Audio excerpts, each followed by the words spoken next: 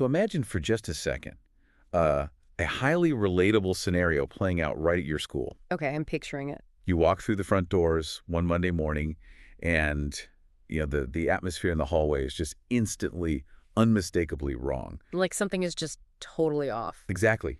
Out of nowhere, with absolutely zero warning or, like, consultation. The administration has completely removed all your elected student leaders. Wow. Yeah, your student council, gone. Just swept away overnight. That is a seriously disorienting feeling. I mean, the sudden removal of familiar representation instantly creates this deep sense of vulnerability. Right, and, well, it doesn't stop there. By second period, you find out they've drastically increased all the school fees. Oh, We're wow. talking about doubling or tripling them. And the new rule is that if your parents can't pay this exorbitant new amount by some completely arbitrary sudden deadline, you're out. Expelled. Oh. So, yep, your spot will literally just be auctioned off to someone else. So now that vulnerability has basically escalated into an existential threat to your everyday livelihood, right? Or in this case, your education. Exactly. But wait, it actually gets worse. How could it get worse? Over the next few weeks, the new administration starts openly mocking your student customs. Ah, I see. The traditions you've built up over the years, maybe it's an annual festival or a specific way you run your morning assemblies, the very things that give your student body its unique identity. Right, the core culture. Yeah, they are treating those traditions with total contempt. And the student discipline volunteers, the hall monitors who actually keep the peace, What about them? they're being mistreated, insulted by the new staff, and given worse conditions than everyone else. That's a recipe for disaster. And when you or like anyone else tries to complain, complete silence. Yeah. Every single petition, every polite email is just thrown straight in the trash. So there's no outlet at all. None. Now, I have a question for you listening right now. Would the students revolt, start breaking windows, and just walk out immediately on day one? The answer to that, almost universally in human psychology, is no. They wouldn't. Yes. Because a revolt doesn't usually begin with an explosion. I think we have this, cinematic idea of rebellion where people just instantly grab pitchforks. Right, like a movie scene. Exactly. But it actually begins with silent, invisible pressure, long before it ever erupts into the open. First, people just complain to their closest friends. Yeah, whisper networks. Then they start talking in secret group chats. Then, that shared anger spreads from one grade to another, building this hidden network of frustration. Building steam. And finally, after weeks or months of this silent boiling, one tiny incident, maybe a substitute teacher confiscating a phone, unfairly acts as a spark, and suddenly the whole school walks out. That school scenario, that is precisely the psychological blueprint of what the British East India Company did to the Indian subcontinent over the course of an entire century. It's thought on, isn't it? It really is. And it brings us to the core mission of our deep dive today. We are exploring the revolt of 1857. But, and this is crucial, we are not going to approach this as a dry, boring list of dates or, battle formations and names of distant... No, absolutely not. That is the quickest way to kill your interest in history. Totally. Instead, we are creating this custom-tailored audio overview specifically for you, an ICSE Class X student, to help you revise your history syllabus. And we're doing that by looking at the actual anatomy of human rebellion. We want you to see 1857 as a living, breathing pressure system. Right. We want to explore exactly how a society gets pushed to the absolute brink until it finally, inevitably snaps. Okay, let's unpack this, because if we want to understand why people really revolt, we need to look way past the surface. We really do. We need to stop looking at the exact moment the window gets broken and start looking at the weeks and years of pressure that led up to it. Yeah. How does a massive, incredibly diverse society go from being relatively peaceful and functional to entirely upended and at war with its rulers? To understand that progression, we have to look at the central model of how societies actually boil over. History shows us there is a very specific sequence to it. Oh, I love a good sequence. Let's hear it. It is basically a chain reaction of human emotion and societal fiction. It goes like this. Pressure leads to fear. Okay, pressure to fear. Fear leads to anger. Anger leads to awareness. Got it. Awareness leads to organization. Then comes the trigger, which leads to revolt and ultimately change. I want to make sure you, listening, really catch that sequence, because it is the hidden engine driving this whole historical event. And honestly, almost every revolution in history. It's a universal pattern. Pressure, fear, anger, awareness. Organization, trigger, revolt, change. But I want to pause on awareness for a second. Sure. What exactly does awareness mean in this specific context? Well, awareness is the moment you realize you are not alone in your suffering. Ah, like looking around the room. Exactly. It is when the disgruntled prince, the overtaxed farmer, and the disrespected soldier all look at each other and realize we all have the exact same problem, and the problem is the system. That's a huge shift. It is. People do not just wake up one morning and decide to overthrow a heavily armed government for the fun of it. The stakes are simply too high. Right. The risk of death or imprisonment is way too great. Precisely. People revolt when power becomes fundamentally unjust and inescapable. They revolt when their livelihood becomes totally insecure. Yeah. They revolt when their identity feels deeply threatened, when their dignity is crushed on a daily basis, and most importantly, when all hope of finding justice inside the existing system completely disappears. When the system stops listening, the people stop talking and they start acting. That's exactly it. I've always liked to visualize this using a specific analogy. Think of long-term societal anger as dry wood. Okay, dry wood. If you just wave a matchstick in the air, nothing happens. The flame just burns out. But if you have spent 100 years systematically piling up perfectly dry wood, stacking it higher and higher, Then what? well, then all you need is one tiny, seemingly insignificant matchstick to start a raging inferno. That is a very useful analogy, especially for structuring your exam answers. The distinction between a long-term cause, the dry wood, and an immediate trigger, the matchstick, is the absolute foundation of understanding historical causality. It really is. Now, if you open almost any history textbook, the famous greased cartridge controversy of 1857 is often presented front and center. Right, the matchstick. Exactly, that was the matchstick. Yeah. But the dry wood was the years and years of accumulated political insecurity, economic exploitation, social and religious fear, and military anger. But wait, let me play devil's advocate here. Go for it. Because textbooks and even popular movies about the era often make it sound like the cartridges caused the whole thing. It's the one fact everyone remembers. True, it's very sticky. If those Enfield rifle cartridges had never been introduced by the British, would the revolt still have happened? Was the wood really that dry? It is a critical question. And looking at the primary sources we have gathered for this deep dive, the answer is a resounding yes. Really? Oh, definitely. The revolt might have happened a year later, or it might have started in a different military cantonment over a completely different issue, perhaps a dispute over pay or a local tax riot. But it would have happened. It would have. The pressure was simply too immense to be contained indefinitely. The cartridge issue didn't create the anger, right? It merely revealed the anger that was already stored deep inside the society. I think we need to look at the evidence for that. How do we know the anger was already there? Well, we have an incredible first-hand account from the historical sources, the memoirs of Subedar Sitaram Pandey. Oh, yes. His accounts are fascinating. They really are. He was an Indian soldier, a sepoy, who served in the British East India Company's army for 48 years. Think about that perspective for a second. Half a century of observation. Right, a massive amount of time.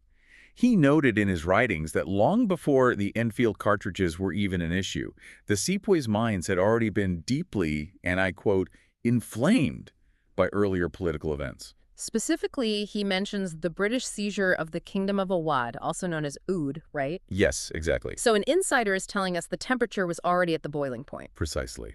Sitaram Pandey literally wrote that the seizing of Awadh filled the minds of the sepoys with distrust and led them to actively plot against the government. He observed that agents of deposed rulers were already going around the military camps, inventing lies, and making promises to persuade the soldiers to mutiny. Yeah.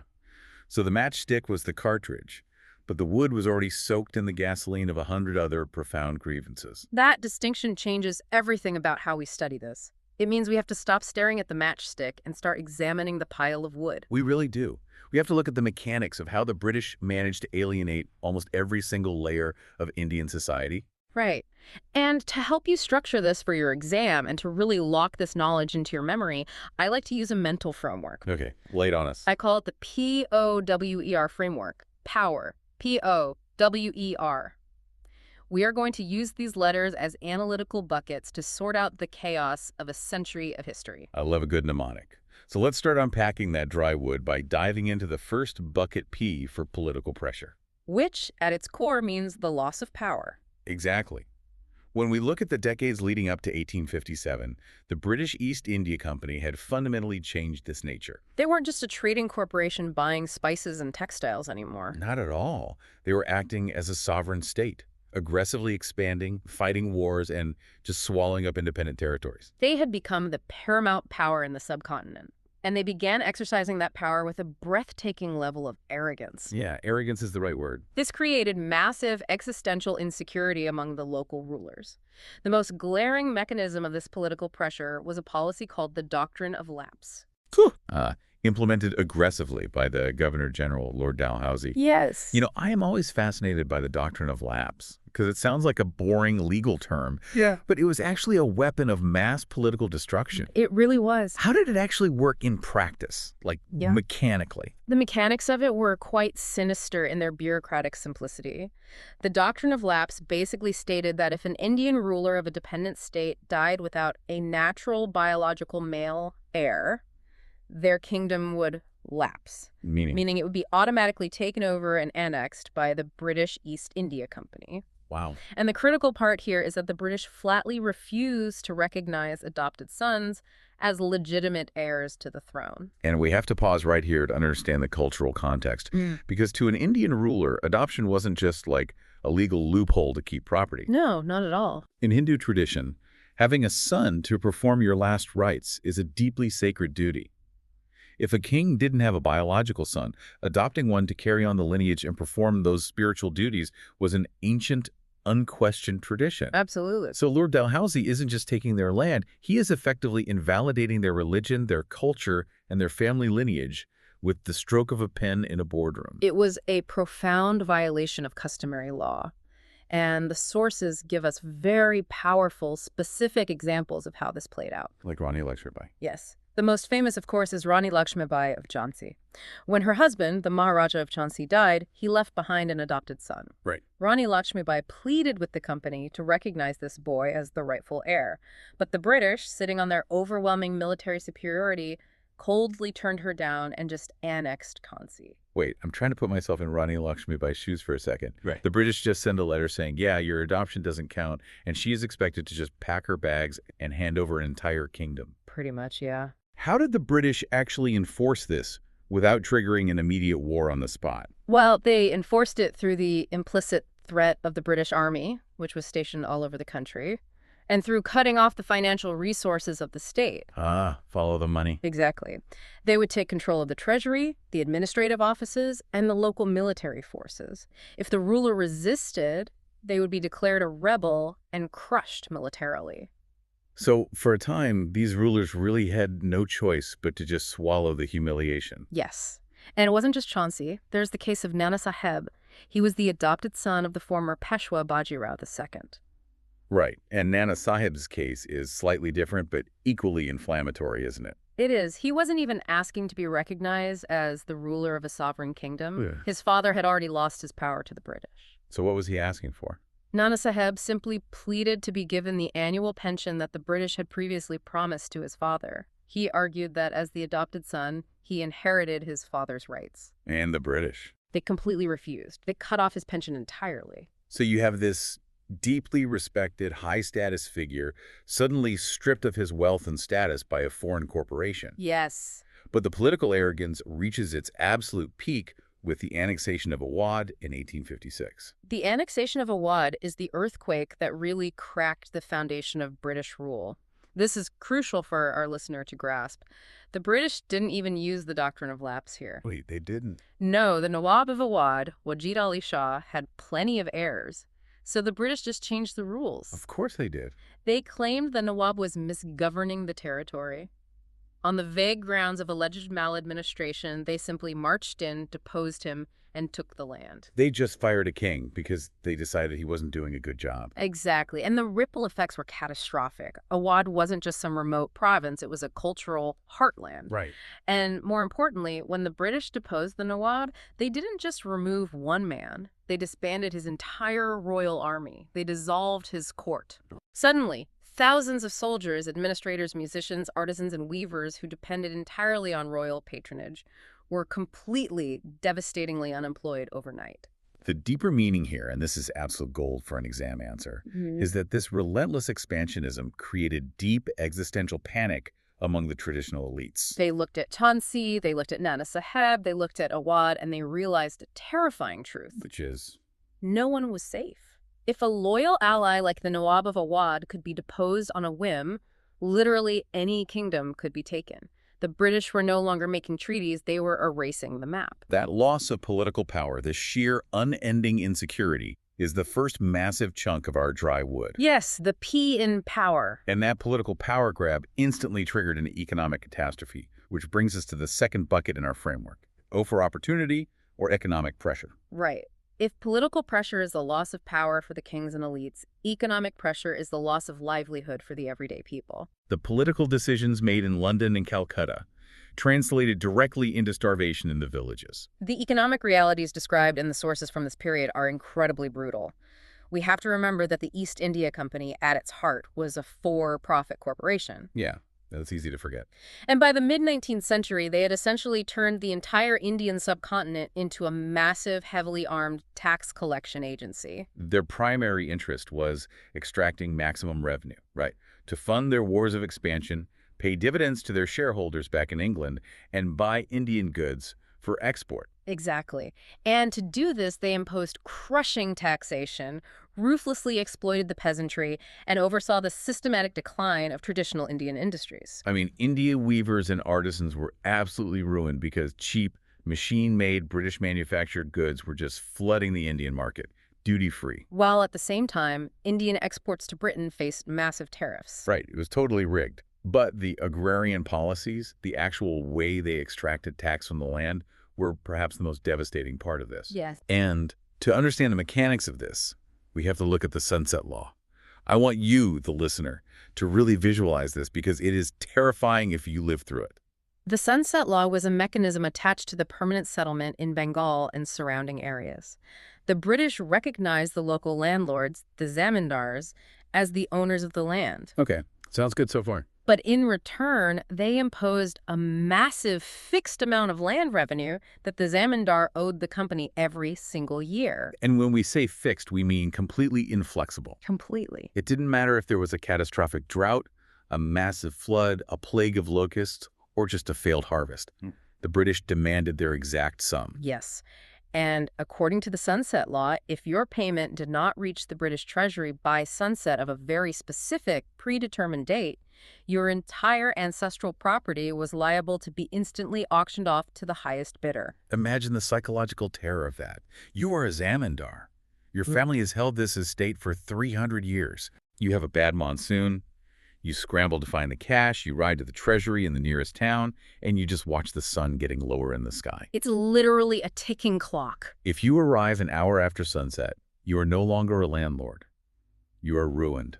The estate is sold, often to wealthy merchants from the cities who had absolutely no connection to the land or the local people. It was a machine without empathy. But it didn't just hurt the rich landlords. Because the zamindars were under this incredible existential pressure from the Sunset Law, what did they do? They pushed it down. Yes, they pushed that pressure down into the poorest people in the chain, the peasants, the riots. The zamindars went about extracting payment from the farmers with utmost severity because their own survival depended on it. Right. If a peasant couldn't pay, their crops were seized, their cattle were taken. And when the peasants ran out of options, when they had literally nothing left to sell, they were forced into the arms of the moneylenders. The sahukars. Yeah, the sahukars. And that is a whole other vicious trap. Let's trace the mechanics of this because it's important. A farmer takes a loan from the sahukar just to pay the British tax. Right. The loan has an exorbitant interest rate. The next year, the harvest is okay, but he has to pay the new tax plus the massive interest from last year. He can't do it. So he takes another loan. Exactly.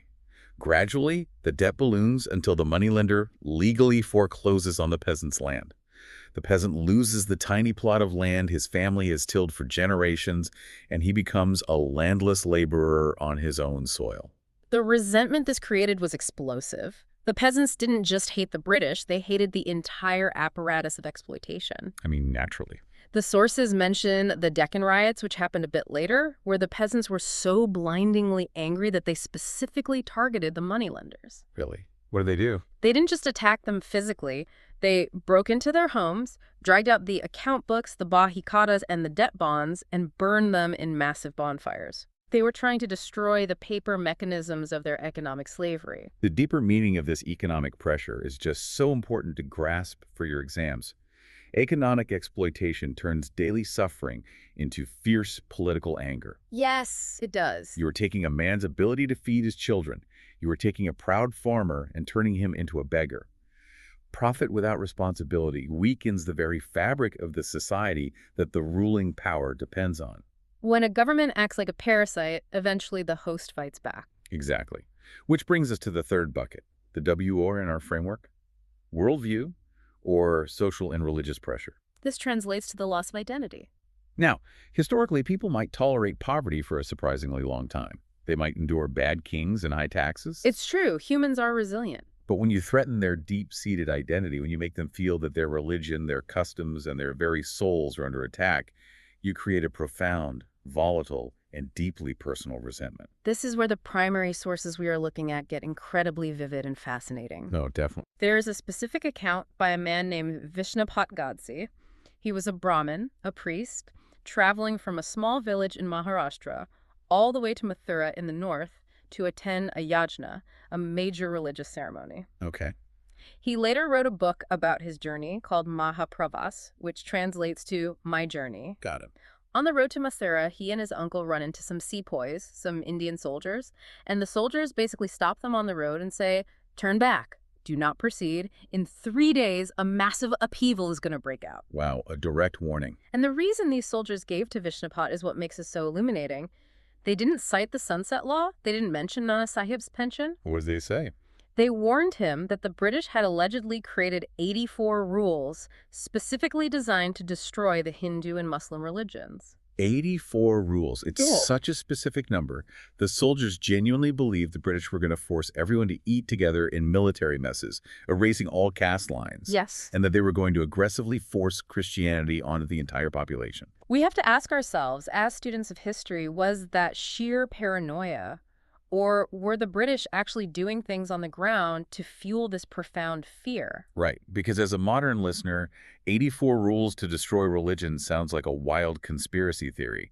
But conspiracy theories usually have a grain of truth that gets magnified. Exactly. What were the actual mechanics of British policy that made people believe this? It was absolutely not just baseless paranoia. It was a desperate reaction to very real, very aggressive British policies. Okay, let's look at those policies. Over the previous decades, the British had shifted from simply trading to believing they had a civilizing mission. Ah, there it is. They were actively promoting English language education and Western sciences over traditional Indian learning.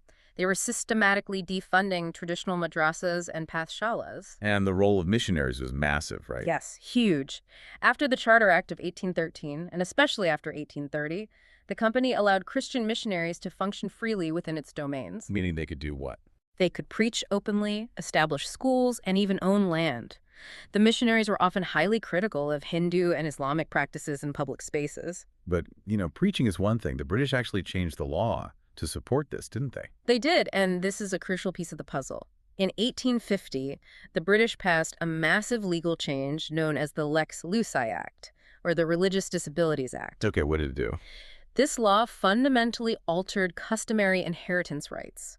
Under traditional Hindu law, if a person converted to another religion, they lost their caste and, consequently, their right to inherit their ancestral property. That makes sense in that social structure. But the British law of 1850 made it so that an Indian who converted to Christianity would not lose their right to inherit. Wow. Let's really think about the mechanics of that. If you are an Indian living at that time, you are looking around and seeing missionaries preaching freely under the protection of British guns. You are seeing the government change the fundamental laws of inheritance to economically reward conversion to Christianity. And you are hearing rumors of these 84 rules. It looks like a massive, coordinated attack on your worldview. It really does. We even have a memo in the sources from a former British official, Francis Horsby Robinson. He explicitly warns his superiors that the government is showing a dangerous partiality to missionaries. Robinson's memo is a fascinating piece of evidence of how tone-deaf the local British administration had become. Yeah. He notes that military officers were actively prohibiting Hindu soldiers from honoring their regimental colors with traditional incense and garlands. So it wasn't just a rumor circulating in the villages. The disrespect was systemic, institutionalized, and happening right in front of them in the army. Exactly. Robinson even notes the absurdity of a British officer trying to force his native, non-Christian servants to attend his Christian family worship at home.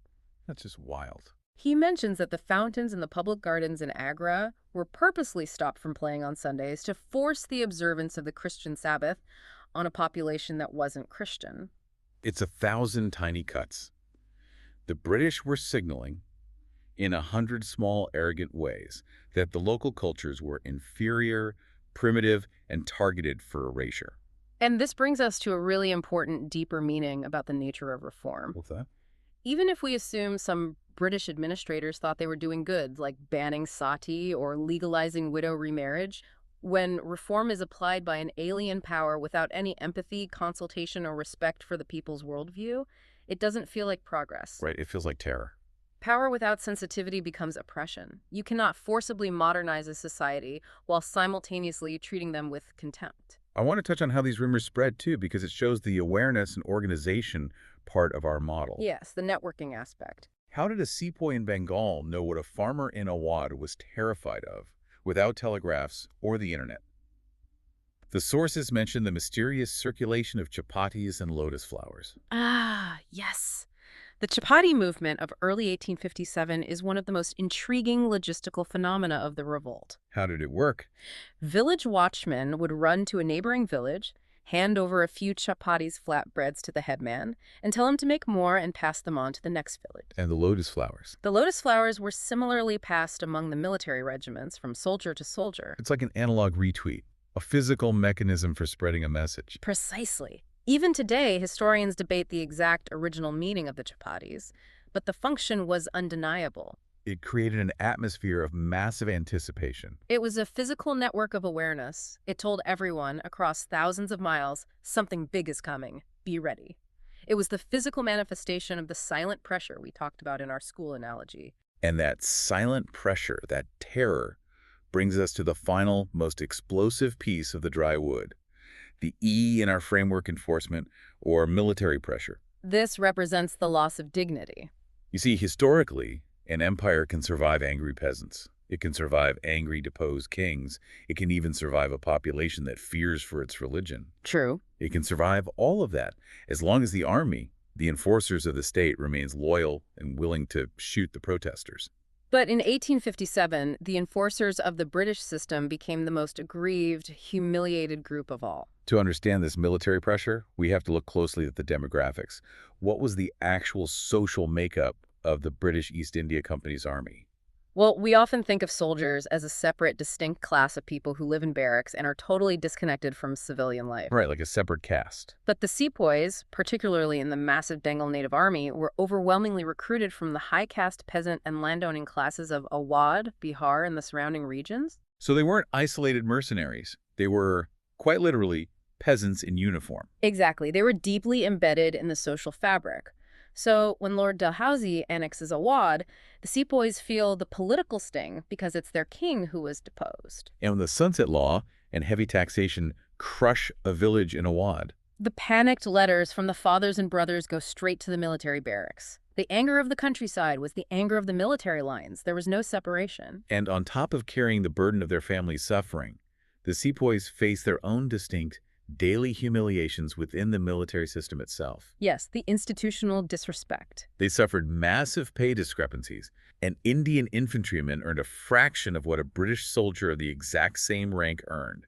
They had terrible service conditions. And the promotion ceiling was incredibly low. Oh, unbelievably low. An Indian soldier could serve faithfully for 30 years, fight in multiple wars, cover himself in scars, and still find himself outranked and ordered around by a 19-year-old British recruit who had just stepped off the boat from London. It was a daily assault on their professional pride and dignity.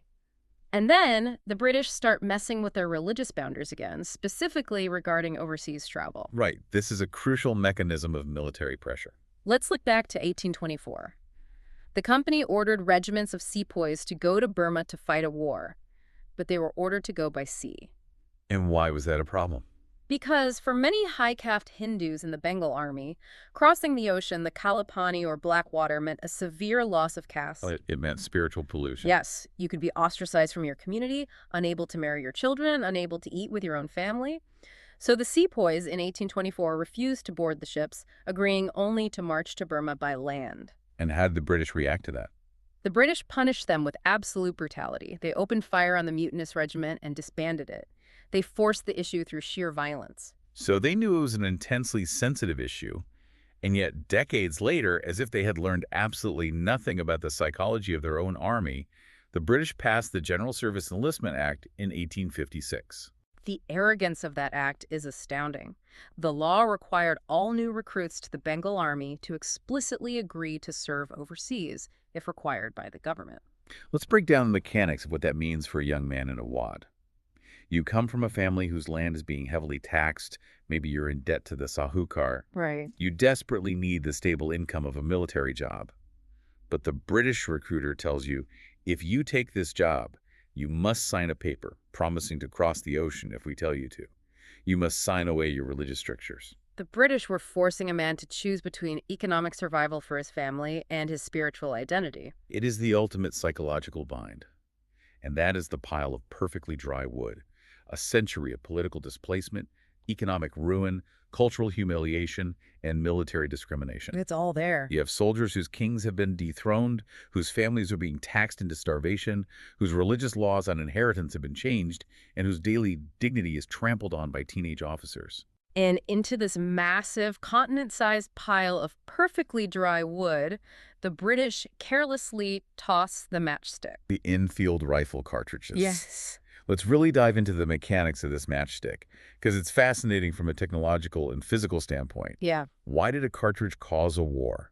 Well, the British were introducing a new weapon, the pattern 1853 Enfield rifled musket, to replace the older, smoothbore, brown Bess muskets. Okay. The new Enfield was much more accurate because the inside of the barrel had spiral grooves rifling that spun the bullet. Makes sense technologically. But to get the bullet down that grooved barrel efficiently without it getting stuck, the paper cartridge containing the gunpowder and the bullet had to be heavily greased. And here's the physical mechanism that triggered the revolt. To load the rifle, the soldier had to hold the weapon with his hands, take the greased paper cartridge, bite off the end of it with his teeth to expose the powder. Pour the powder down the barrel and then ram the grease bullet home. You had to physically put the grease in your mouth. Exactly. And the reports circulated which Subedar Sitaram Pandey confirms spread like wildfire through the cantonments that the grease used on these new cartridges was made from a mixture of cow fat and pig fat. It is a perfectly engineered nightmare scenario for the British. It hits every single sensitivity simultaneously. It really does. Cows are deeply sacred to Hindus. Eating beef is a terrible sin. Pigs are considered deeply unclean and forbidden to Muslims. Biting that cartridge would fundamentally defile both major groups in the army instantly. Subedar Sitaram Pandey wrote that for 40 years, the sepoys felt the government hadn't actively insulted their religion, but with their minds already completely inflamed by the seizure of Awadh and the missionaries, this was the final, undeniable proof. Is the tipping point. Interested parties, those agents of deposed kings, pointed out that the great aim of the English was to turn everyone into Christians, and the cartridge wasn't just a rumor, it was a physical instrument of defilement that the British were actively trying to force into their mouths. It was the ultimate, inescapable loss of dignity. And the deeper meaning here is critical for our listeners to understand about human nature. What is that? Humiliation might create obedience for a single day, because people are afraid of the consequences. But dignity is the only thing that creates loyalty for generations. Very true. When the enforcers of order feel utterly humiliated and suddenly realize they have the guns and the numbers to stop it, the system becomes dangerously, violently unstable. Loss of dignity crushes loyalty. And the matchstick ignited the wood. Right.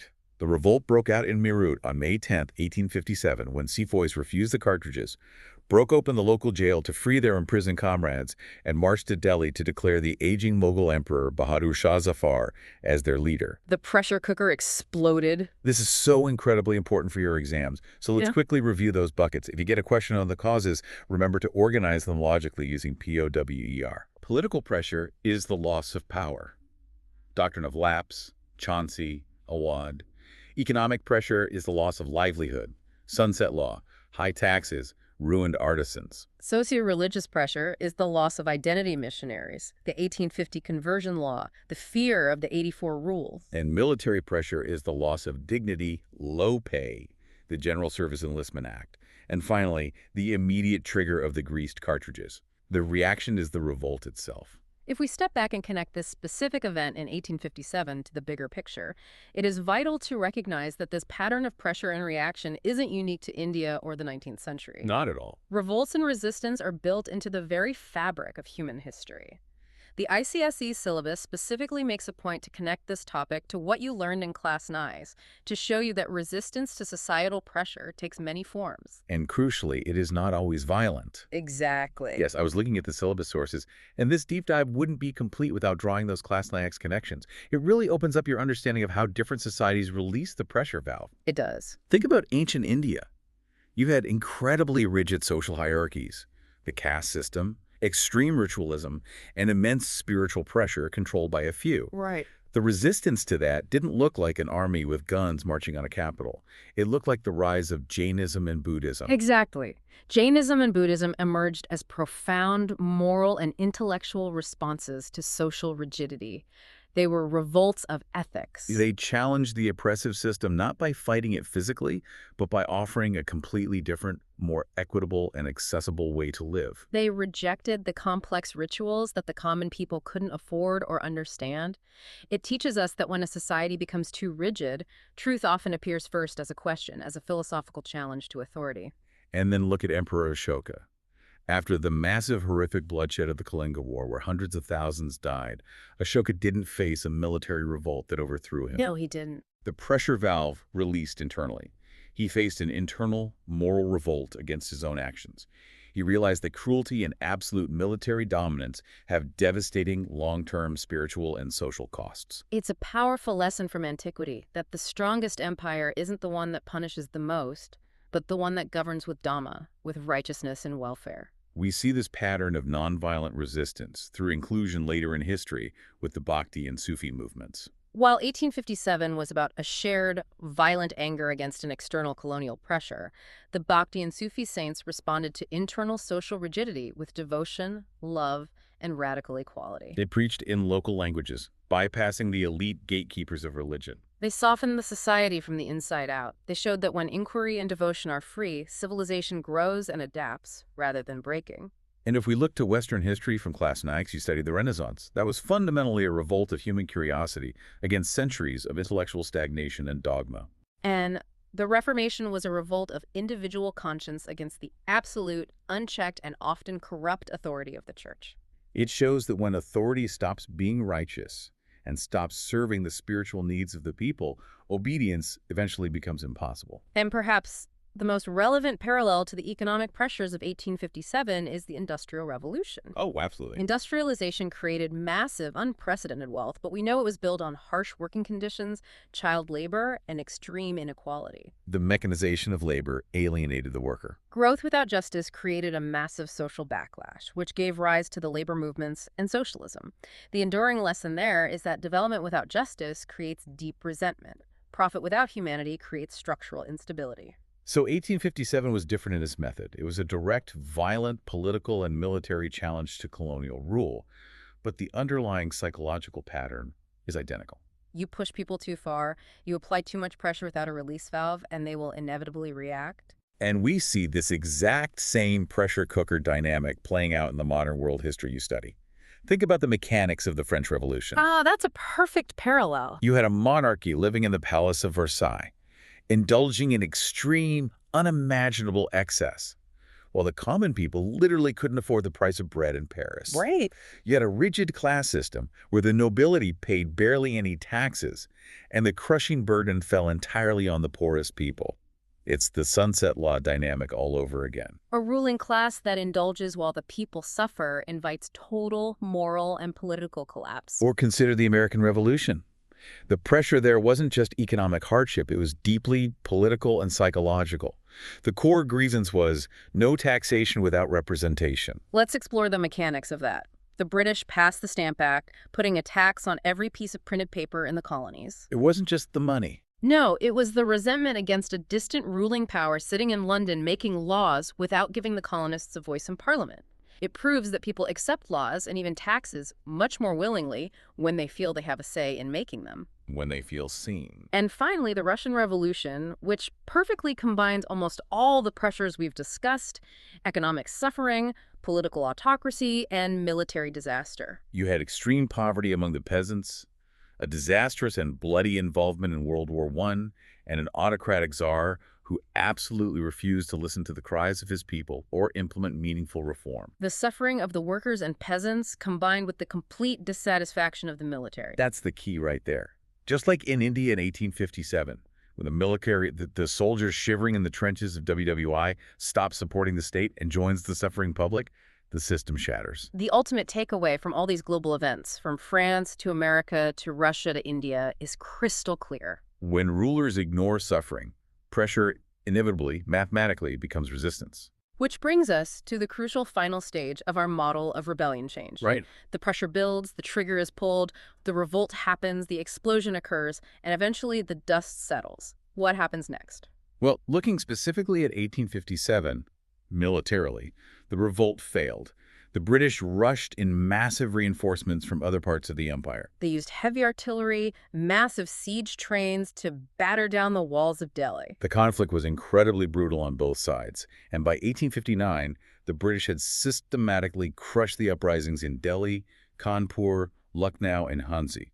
They regained physical control of the territory. But here is the big analytical question. Did it change the pressure system? Did the revolt, despite failing militarily, achieve anything? It changed almost everything about how the Indian subcontinent was governed.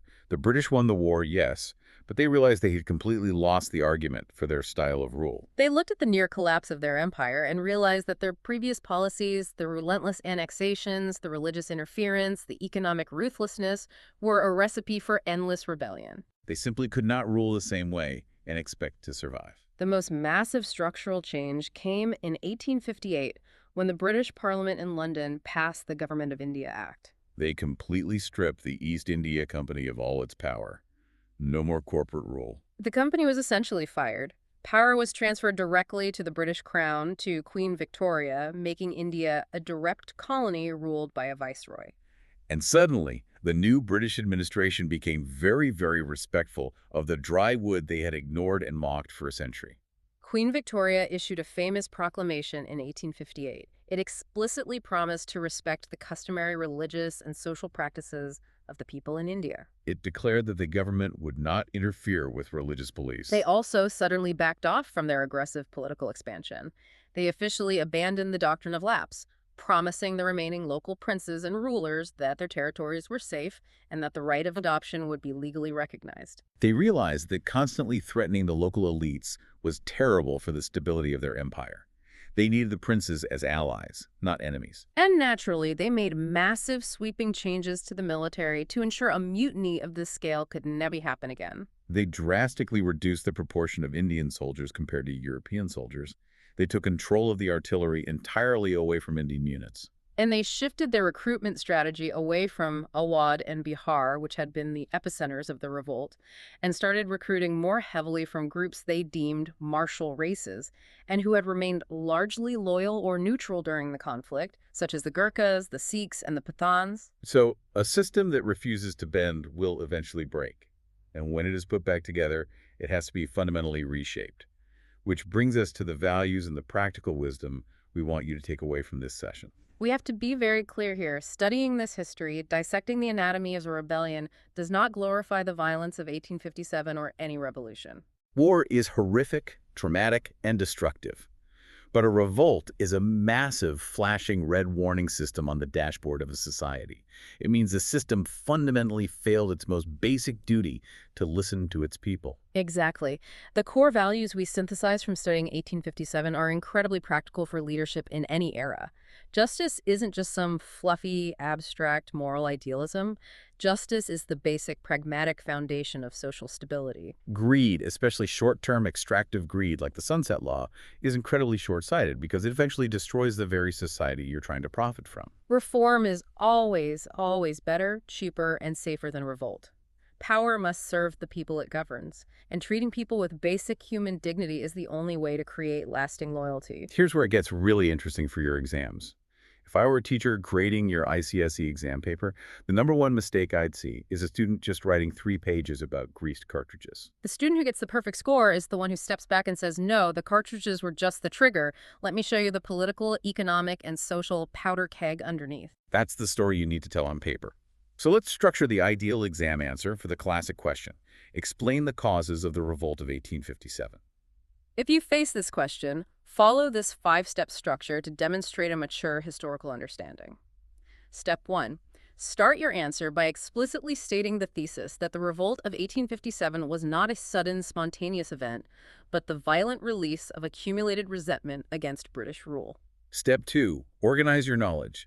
Tell the examiner you're going to classify the causes into 4 distinct areas: political, economic, socio-religious, and military. Using clear headers for these sections makes your answer incredibly easy to read and grade. Step 3. Explain the mechanics of each cause briefly but clearly. For political, mention the expansionist policies, specifically name the doctrine of lapse, and explain the insecurity it created among princely states like Chauncey and Awadh. For economic, mention the heavy taxation mechanisms like the Sunset Law, the ruin of the peasants, and the destruction of traditional Indian industries. For socio-religious, explain the fear of interference with Indian customs, the rumors of the 84 rules, and the laws promoting Christianity. And for military, highlight the discrimination against Indian sepoys, the Poor Pay, and the General Service Enlistment Act. Step 4, then, and only then, do you bring in the cartridge controversy. But you must frame it strictly as the immediate trigger. It was the matchstick that touched raw religious sentiments and sparked the vast existing anger. And finally, step 5, your conclusion. Bring it all together by reiterating that the accumulated pressure over a century, the systematic denial of dignity and livelihood, is what truly led to the revolt, not just a single incident with a rifle. If you follow that structure, you prove you understand the mechanics of history. This has been such a journey today. We've looked at everything from the psychology of an angry student body on a Monday morning to the logistical spread of chapatis across the Indian plains to the geopolitical shifts of the British Empire. But before we sign off, I want to leave you with one final, fascinating psychological truth that emerges from the British response in 1857. What's that? The British leadership in India, the generals and the governors, were almost entirely caught off guard when the mutiny broke out in Meerut. Why? Because when the initial, smaller disturbances over the cartridges began weeks earlier, they dismissed it. They assumed it was just a localized, petty complaint that would quickly blow over. They had spent a century convincing themselves that their rule was inherently good and universally accepted by the people they had conquered. That is an incredibly dangerous blind spot for anyone in a position of power. It is. When you isolate yourself in a palace or a cantonment, when you stop listening to the everyday struggles of the people you govern, you begin to confuse their silent endurance with permanent submission. You mistake the quiet of a pressure cooker, building up steam for the quiet of lasting peace. So what does this all mean? It means you've just taken a massive step forward in your historical understanding. You've elevated your knowledge far beyond basic rote memorization. You've learned how to look at events structurally, to tell the difference between the dry wood of systemic oppression and the matchstick of an immediate crisis. You should be incredibly proud of the deep dives you've taken today. Knowledge is most valuable when it is understood mechanically and applied broadly. You now have a framework to understand not just 1857, but any historical conflict, and perhaps even the social dynamics and conflicts in your own life and society. Keep that school scenario